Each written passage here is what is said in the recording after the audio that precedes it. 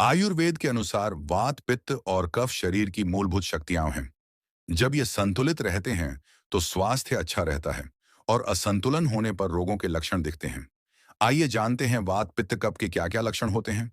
Number एक, वात दोष के लक्षण।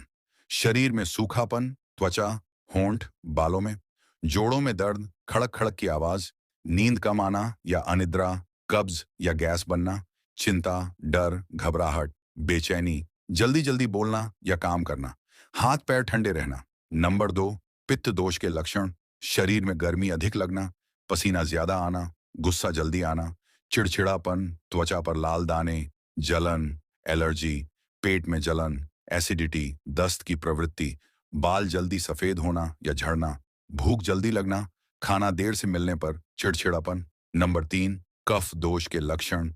शरीर में भारीपन या आलस्य, अधिक नींद आना, मोटापा बढ़ना, सूजन रहना, बलगम ज्यादा बनना, नाक बंद रहना, सोचने समझने में धीमापन, ठंड जल्दी लगना, भूख कम लगना, पाचन धीमा होना,